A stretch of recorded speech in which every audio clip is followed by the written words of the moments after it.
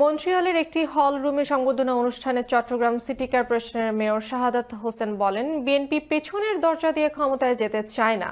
BNP চায় একটি অবাধ, সুষ্ঠু ও নিরপেক্ষ নির্বাচন। কানাডা থেকে বিস্তারিত জানাচ্ছেন মোয়াজ্জেম সাজু।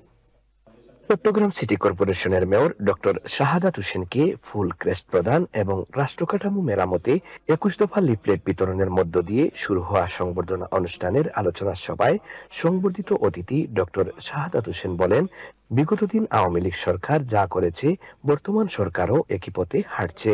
তিনি আরো বলেন, বিএনপি পিছনের দরজা দিয়ে ক্ষমতায় যেতে চায় না। বিএনপি চায় একটি অবাধ, সুষ্ঠু এবং নিরপেক্ষ নির্বাচন। আমরা স্পষ্টভাবে বলতে চাই যে জনাব তারেক রহমান, আমাদের নেত্রী বেগম খালেদা জিয়া এবং আমাদের স্ট্যান্ডিং কমিটির মেম্বাররা স্পষ্ট বলেছে, ভাই আমরা জনগণের ভোট দিয়ে নির্বাচিত। আমরা পিছনের দরজা দিয়ে বিএনপি কখনো ক্ষমতায় যায়নি, যাওয়ার স্বপ্ন তার আমরা করি না। আলোচনা সভায় কানাডা বিএনপির সভাপতি এজাজ আক্তার তৌফিক বলেন, আওয়ামী লীগের শাসনামলে দেশে অধিক গুম ও হত্যা হয়েছে। লক্ষ লক্ষ বিএনপির নেতাকর্মীরা মামলা ও নির্যাতনের শিকার হয়েছেন। তিনি বলেন, এত নির্যাতনের পরও একজন কর্মীও বিএনপির আদর্শ থেকে বিচ্যুত হয়নি।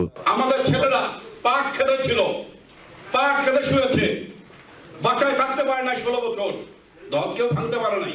কানাডা বিএনপির সভাপতি এজাজ আক্তার তৌফিকের সভাপতিত্বে এবং ভারপ্রাপ্ত সাধারণ সম্পাদক নাসিম উদ্দিন ও সাংগঠনিক সম্পাদক এম জয়নাল আবেদিন জামিলের পরিচালনায় অনুষ্ঠানে বক্তব্য রাখেন কানাডা বিএনপির উপদেষ্টা এম এ জিন্না, মন্ট্রিয়াল বিএনপির সভাপতি মামুনুর রশিদ মামুন, বাংলাদেশ জাতীয়তাবাদী দল মুক্তিযোদ্ধা কানাডা শাখার সভাপতি শোয়েব আহমেদ শোয়েব সহ আরো অনেকেই। কানাডার মন্ট্রিয়াল থেকে Moazzem Saju, channel S news.